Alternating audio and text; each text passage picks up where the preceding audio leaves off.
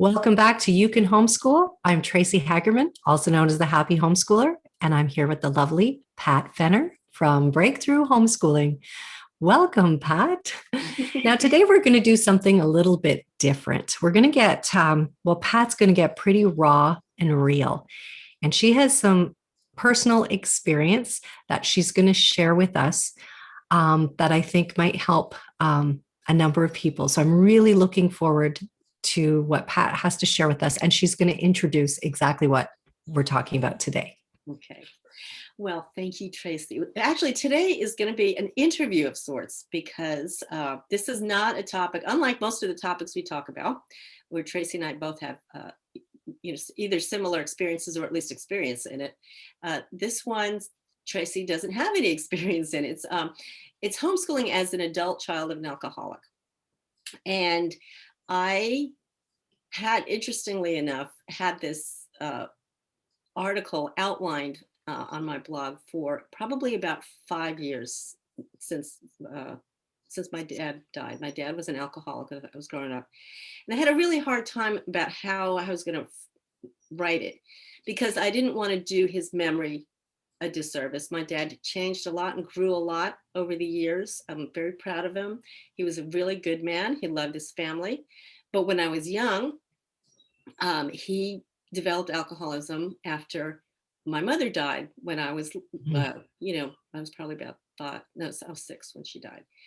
And so it was kind of his coping mechanism for him initially. And, but he really grew a lot over the years. And so I didn't want this to be, I'm not bitter, I'm not angry, but there were things that influenced me because of his alcoholism that influenced me as a child and that I brought into my homeschooling. Now, I didn't realize all this stuff at the time. So in order to better tell my story, I think Tracey's going to be asking me some questions and then I'll just kind of build from there. So okay, so I think the first question you half answered, but I was wondering, like, what motivated you to actually write on this topic? Mm-hmm. Well, I think the older I got, as I aged and stuff and went through counseling for different reasons, started to see and reading and learning too about adult children of alcoholics, started seeing parallels between my approach and my behavior, how I treated the kids and things like that, and realized that although I didn't personally have a problem with alcohol, or I wasn't, I didn't drink too much or, didn't use it as a coping mechanism, the personality characteristics of dealing with alcoholism, primarily as a child, those coping mechanisms really were imprinted in my personality and played out in my homeschooling. And I don't have them right here with me, but the statistics are that it's very likely that somebody listening to this could be suffering from that too. And it's not something that we really talk about. We don't talk about it in the homeschool community. We don't really talk about it a lot in general, that there are, and I think part of that is because we don't want to dishonor our parents, because this is particularly from the perspective of a child who's grown up with alcoholism in her family and how that influenced her or him. And so we want to be sensitive to our parents and honor them, but nevertheless, these things happened. And right now, just the concept of self-care a lot comes up in what I'm writing about and the materials we present. Certainly the topics that, Tracey, that you and I talk about, even on the podcast, are related to mom's self-care. And this has been a part of the process of caring for myself, realizing what's at the root of some of the things I've done. Now, I have to be honest, I wish I had done this while I was homeschooling. Like, I wish this had come up while I was homeschooling, because I think it really would have made a difference in how I approached how I treat the kids as a parent, and certainly how I educate them. So I'm hoping if any of these kind of strike a chord in you, those of you who are listening, that it will be a lesson that you can learn from and grow from too. So what are some of the characteristics you found that came out? Well, when you are a child who is being raised by an alcoholic, you uh, you constantly feel like you have to prove yourself. You Mm, constantly feel like there's something you can do to fix this because this is not normal. It's not healthy, and you know that intuitively. But geez, Louise, you're a child. You really shouldn't be. That shouldn't be on you. But it doesn't matter. It doesn't matter if it makes sense. That's how you feel. You need to be the one to fix it. You do worry about normalcy, and what are people thinking, because you realize just by virtue of, well, I was in a traditional school setting. I knew this wasn't happening at home with a lot of my friends, and so there was a lot of shame too with that, and all those things are brought into the way I homeschool. Now, yes, some of these characteristics are shared by other people. It's not just because you're raised by an alcoholic. But what was important for me was to realize that that is why those characteristics mm, were in my life, mm. if that makes sense. So why do you think knowing this um, would make a difference for others? Like why ever what you're speaking about, how does this really matter Hmm. to others? Well, I think when you know better, you do better.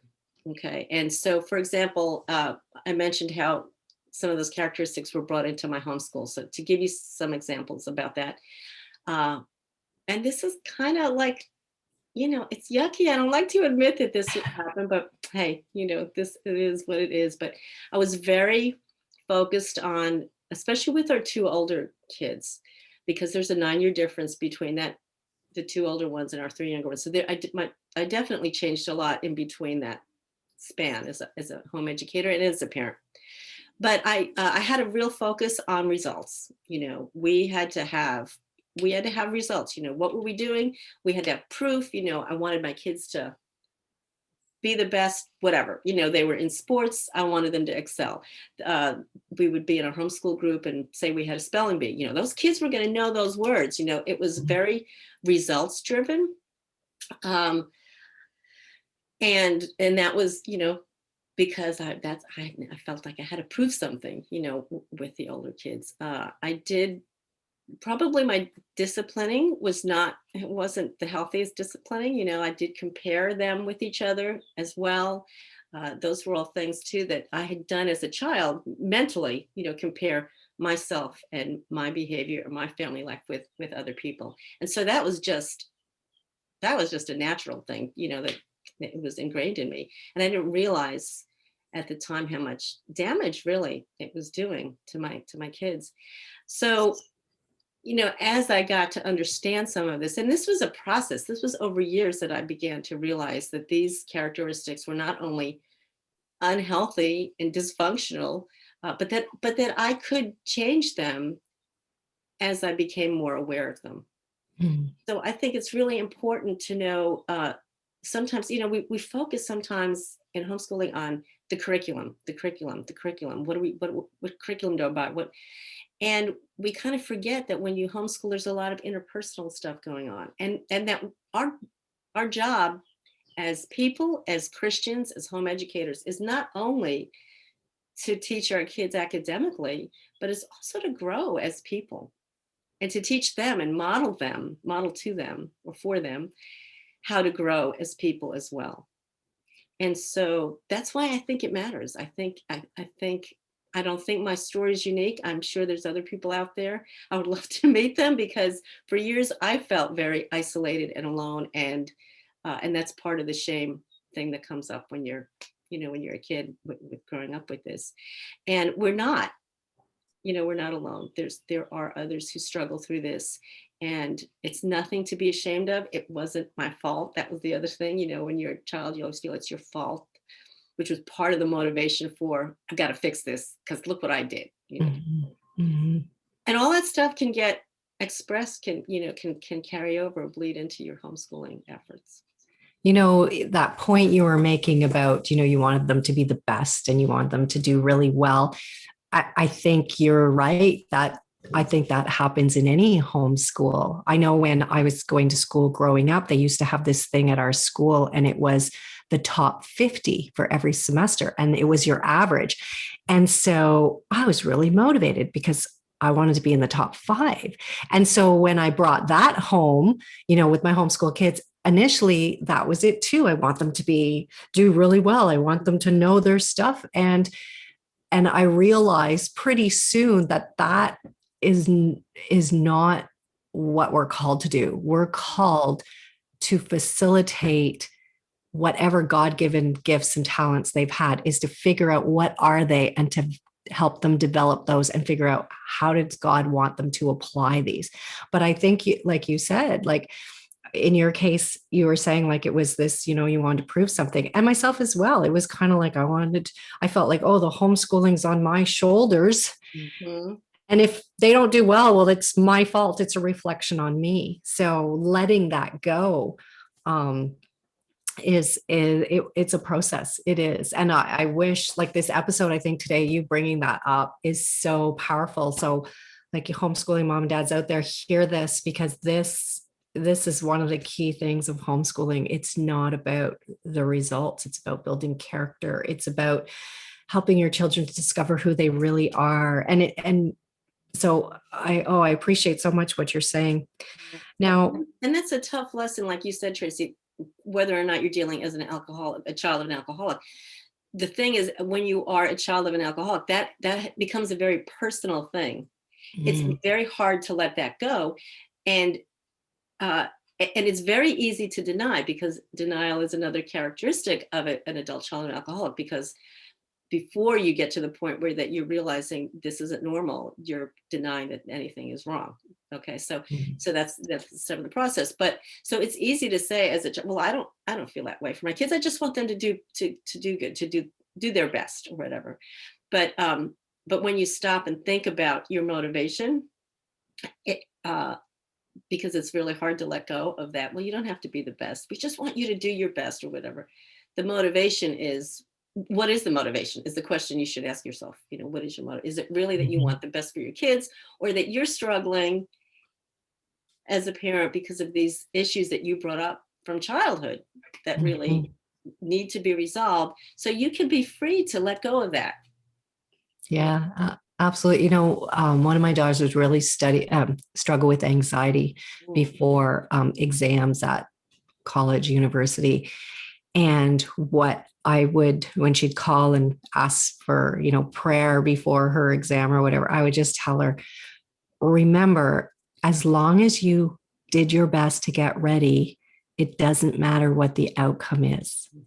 So, and then she's like, well, I don't want to fail. And I'm like, even if you did, it doesn't matter. You could retake the course. Maybe this is more difficult for you, whatever. And I mean, I don't think she's never failed a course or that, but it sort of brought it down to like, you're right. I did do my very best to prepare. That's it. That's all I'm responsible for. I can't control the outcome. I can just do my best. So yeah, focusing on that makes a lot of sense. Yeah. So what else do you think a homeschooling parent can do with this that you're sharing on a very practical level? Well, I think once you realize what your motivation is, for different ways that you're behaving and interacting with your kids, and just your approach to homeschooling, once you realize your motivation, that's when you can practically change it. So I would encourage, if you are coming to this realization that you're an adult child of an alcoholic, whether it's been years and years, or whether you're recently going through it, or your parents are alive or not, I would totally encourage you to find a AA group that deals with adult children of alcoholics, and to be able to talk about your experiences and kind of process them in a group with people who have also done that. Because if you try to talk this through someone who hasn't been through this as well, people tend to minimize it, and well-meaning, not I'm not slamming anybody, but they say, well, you're not the only one. Well, we've all had rough childhoods, and everyone's dysfunctional in their own way, and all these things that they're not wrong, but it doesn't help you process what happened to you. you know. So that would be the first thing, like take care of yourself and find a support group that you can talk to, with people that you can talk to walk through this. Get personal counseling if you need to. No shame in that. It's a good thing. It's very healthy to be able to say, I need help and I need to find someone to talk to about this. So that's another thing. In terms of homeschooling, I mentioned this earlier, know better, do better kind of thing. Once you're able to process these things and realize what your motivation is, you can step back and look at, okay, does it matter that my kids take the top 5 spots in the spelling bee? Does it matter, what people think about what I'm doing? Does that really matter? Is it really on my shoulders? This is my kid's life. Of course you want to do your best. I'm not saying that. But let your kids learn, take the focus off of you and your emotions and what your baggage is from childhood, and spend the time focusing on learning about your kids and how they learn, and then let them run with it. So those are some things I think that people can do to get started. Pat, you've really touched my heart today, because I think sometimes it's so difficult to be real and honest about some of our struggles, because, as the homeschooling parent, we want to be the best example we can for our kids, right? So I think it's can be difficult sometimes to admit where we're really falling short. So by you doing this today, I think you're going to help a lot of people, and I applaud you for your honesty, being really raw and real. I think that's what's going to touch people's hearts. So I just want to say I really appreciate you for that today. Oh, thank you. I mean, I think, at the end of the day, we all have our issues. We're all hot messes. And that is what God's grace is for. Mm-hmm. He covers it all. He makes beauty out of ashes, and he can handle it. He knows what's happened, and he's always doing a work in our lives through it all. That's what wakes me up, keeps me going in the morning. and that's the whole thing, right? We're not running this race by ourselves. We've got God there. So we don't have to carry all that burden on us. We can just give it to him and say, help us have a great day. Give us the wisdom to focus on the right things today, and then have joy in your day. Find joy in every day. That's right. So, yeah. So y'all, thank you so much for being patient. If you've made it this long to this point of the episode, thank you so much for listening. And I hope you have heard my words with your heart, and just encourage you that if you are struggling through whatever, please go ahead, get counseling, use it as a modeling self-care and healthy, mental care for yourself, for your kids. And thank you for being with us. So ladies and gents, remember, you can homeschool and it can be truly awesome. That's right. All right. Bye-bye. Have a good week. We'll see you next week.